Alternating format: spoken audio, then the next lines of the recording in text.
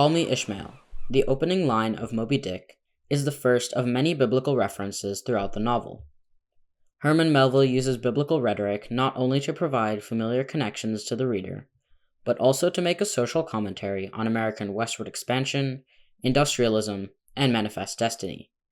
He draws parallels between his characters and traditional figures in the Bible to introduce radical and modern ideas, such as wildlife conservation, religious tolerance, and racial equality. The biblical names of the characters in Moby-Dick hold great significance to the story. Ahab, the captain of the Pequod, is named after King Ahab of Israel, who was considered wicked because he instituted the worship of a foreign deity. In fact, Ahab the king and Ahab the captain share many similarities. While King Ahab worships the demonic deity Baal, our captain worships the hunt of the white whale. Just as the king mistreats his people and kills the Hebrew priests, so too does our captain mistreat his mates and sacrifice the crew for a shot at revenge. From his name alone, we infer that Ahab is a powerful character who will take absolute control over the story. This is shown throughout the Pequod's journey, and especially after they finally sight Moby-Dick. They were one man, not 30, for as the one ship that held them all, though it was put together of all contrasting things, all varieties were welded into oneness, and were all directed to that fatal goal, which Ahab, their one lord, and Keel did point to. The name of our narrator, Ishmael, also carries significance.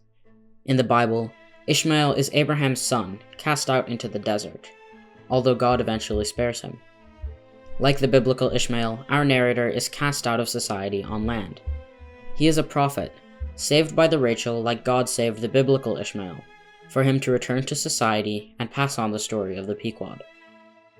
Metaphorically speaking, Ahab is the devil, the crew is America, and Moby-Dick is nature itself.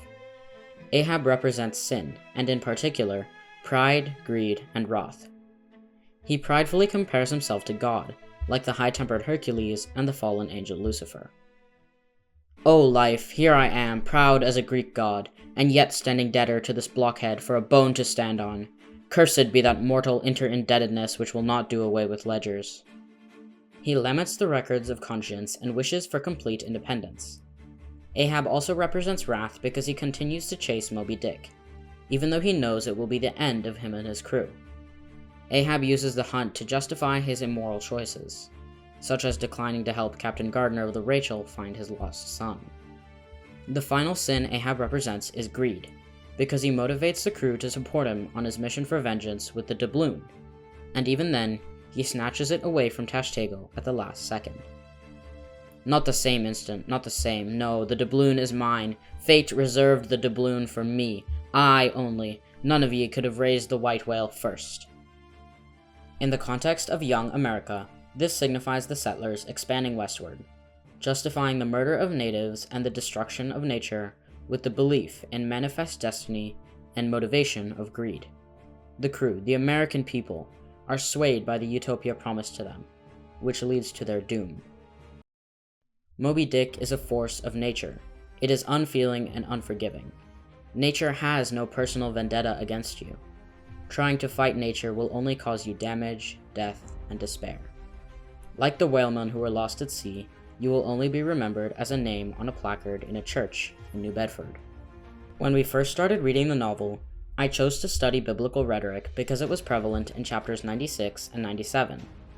While I don't see many connections to the Bible in Tesla's STEM, this novel does raise the important issue of morality. Ethics and science will be especially important as scientific research and technology progress. Even though Melville wrote it for 1850s America, Moby-Dick tells us a lot about our modern day. It raises the question of whether we are governed by fate or free will. Do we make our own decisions, or are we just the sum of the forces acting upon us? If we kill because we were following orders, is it our fault? Here, Melville presents us with a choice.